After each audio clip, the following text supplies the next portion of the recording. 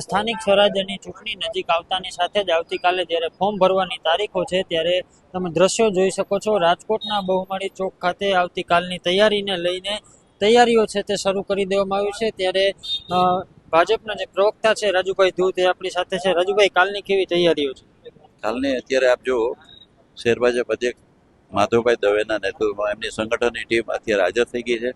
જે રીતે 72 ઉમેદવારોના નામો નક્કી થશે આવતીકાલે 12:39 વિજય મુહૂર્તે સરદાર વલ્લભભાઈ પટેલની પ્રતિમા. આ એક ઐતિહાસિક ચોક છે.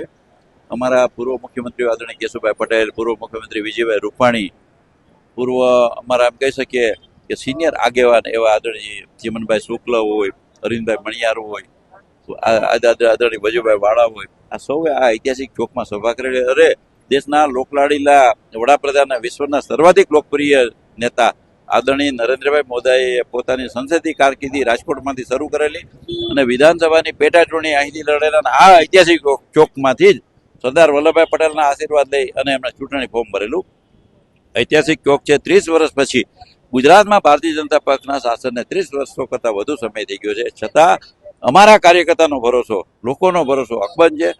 8,500 જેટલા ઉમેદવારો આપ જુઓ, 34 જિલ્લા પંચાયતો, 15 મહાનગરપાલિકાઓ, 260 જેવી તાલુકા પંચાયતો, 100 જેવી નગરપાલિકાઓ, આ બધાએ કુલ મળીને 8,500 ઉમેદવારો માટે 40,000 થી 50,000 લોકોએ ઈચ્છા વ્યક્ત કરેલી. એમાંથી અમારે યોગ્ય ઉમેદવારો જ્યારે પસંદ કરવાના હોય ત્યારે સ્વાભાવિક છે કે પાર્ટી ખૂબ ઝીણવટપૂર્વક જાય. આ સાંજ સુધીમાં ઉમેદવારોના નામો જાહેર થઈ જશે અને હું માનું છું કે રાજકોટને ભારતીય જનતા પક્ષે જે રીતે ભારતના અગ્રણી શહેરોમાં સ્થાન અપાયું છે, એ જે રીતે રાજકોટનો વિકાસ થયો છે, આપ જો રાજકોટના ચારે બાજુ સર્વાંગીણ વિકાસ રાજકોટનો થયો છે. પૂર્વમાં આપ જુઓ તો પૂર્વ રાજકોટ એ પણ એકદમ વિકાસશીલ છે. પશ્ચિમ રાજકોટ, અટલ સરોવર, નવું રેસકોર્સ, એક પછી એક ત્યાંના વિકાસકારો બોલે છે.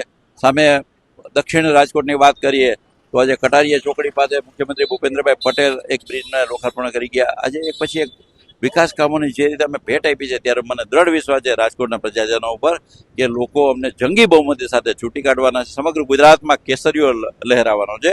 કારણ કે ગુજરાતમાં જે ભારતીય જનતા પક્ષે સ્થિરતા આપી છે, શાંતિ આપી છે અને સમૃદ્ધિ આપી છે, આજે આપ જો સમગ્ર વિશ્વ અરાજકતાની ગર્તામાં હોમાઈ ગયું છે, ત્યારે ભારત અને ગુજરાત એકદમ શાંતિથી સુચારુ રીતે ચાલી રહ્યા છે. આ થેન્ક્સ ટુ મજબૂત નેતૃત્વ વડાપ્રધાન નરેન્દ્રભાઈ મોદીનું, રાજ્યમાં ભૂપેન્દ્રભાઈ પટેલનું. ત્યારે હું માનું છું કે લોકો ડબલ એન્જિનવાળી સરકારમાં વિશ્વાસ કરી અને ત્રીજા એન્જિનની પસંદગી કરશે. ત્રીજા એન્જિન તરીકે સ્થાનિક સ્વરાજ્યની ચૂંટણીઓમાં ભારતીય જનતા પક્ષનો જંગી વિજય નિશ્ચિત છે. રાજુભાઈ, આપણે તમે એટલું બધું કીધું છે, પરંતુ હજી લિસ્ટ છે તે જાહેર થયું નથી. બંને પાર્ટીઓના ઉમેદવારના નામ આવી ગયા છે, પરંતુ ભારતીય જનતા પાર્ટીનું લિસ્ટ હજી સુધી આવ્યું નથી ને કાલે ફોર્મ ભરવાની તારીખ પણ છે.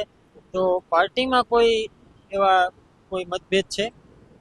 એક મેં આપને કહ્યું કે 34 જિલ્લા પંચાયતો હોય, 15 મહાનગરપાલિકા હોય, 260 તાલુકા પંચાયતો હોય, 100 જેવી નગરપાલિકા, 8,500 ઉમેદવારો ને ટિકિટ દેવાની છે. એની સામે 40,000 થી 50,000 જેટલા લોકોએ ઈચ્છા વ્યક્ત કરી હોય તો સ્વાભાવિક છે કે બહુ ઝીણવટપૂર્વક આગળ વધવાનું થાય અને કાર્યકર્તાને ક્યાંય લાગણી ન દુભાય એ રીતે પક્ષ ચયન પદ્ધતિ અપનાવતો હોય છે. ત્યારે હું માનું છું કે આજ સાંજ સુધીમાં ઉમેદવારોના નામો નિશ્ચિત થઈ જશે, જાહેર થઈ જશે. આવતીકાલે આ ઐતિહાસિક ચોક ખાતેથી અમે સૌ સાથે મળી 72 ઉમેદવારોના ચૂંટણી ફોર્મ રજૂ કરીશું અને રાજકોટની પ્રજાએ વર્ષોથી અમારામાં જે દ્રઢ ભરોસો રાખ્યો છે, અમારો વિજય નિશ્ચિત છે. અને આપ જુઓ કે આટલી વિશાળ સંખ્યામાં જ્યારે લોકો ચૂંટણી લડવાની ઈચ્છા વ્યક્ત કરે ભારતીય જનતા પક્ષમાંથી, એ 30 વર્ષના શાસન પછી એ જ દેખાડે છે કે ભાજપમાં વિશ્વાસ દ્રઢપણે પ્રજામાં છે, પ્રજાનો વિશ્વાસ ભાજપમાં છે. અમારો વિજય નિશ્ચિત છે. રાજુભાઈ, તમારો અનુભવ શું કે છે? કેટલા ઉમેદવારો રિપીટ થશે ને કેટલા નવા યુવા ચહેરાઓ આવશે? હું માનું છું કે આ ચૂંટણી સમિતિનું કાર્ય છે.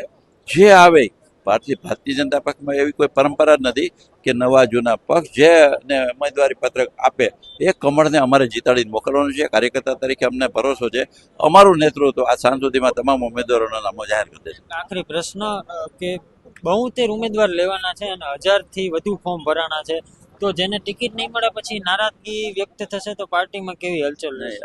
એ ભારતીય જનતા પક્ષમાં કોઈ પરંપરા નથી. ભારતીય જનતા પક્ષનો કાર્યકર્તા શિસ્તબદ્ધ હોય છે, સમર્પિત ભાવ સાથે આવે છે અને તો એક વિચારધારાને વરેલો કાર્યકર્તા છે.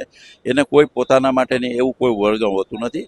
એક કાર્યકર્તા અમારો પક્ષની વિચારધારા સાથે જોડાયેલો હોય, જેને ટિકિટ મળે એને અમે સૌ સાથે લઈ ખભે બેસાડી અને વિજય નિશ્ચિત અપાવીશું. આ ભારતીય જનતા પક્ષના સંસ્કાર છે, આ અમારી પરંપરા છે, કારણ કે અમે વિચારધારાને વરેલા, દેશભક્તિ, રાષ્ટ્રવાદને વરેલા કાર્યકર્તાઓ છીએ. અમારા માટે વ્યક્તિગત વિચારવું એ ગૌણ બાબત છે.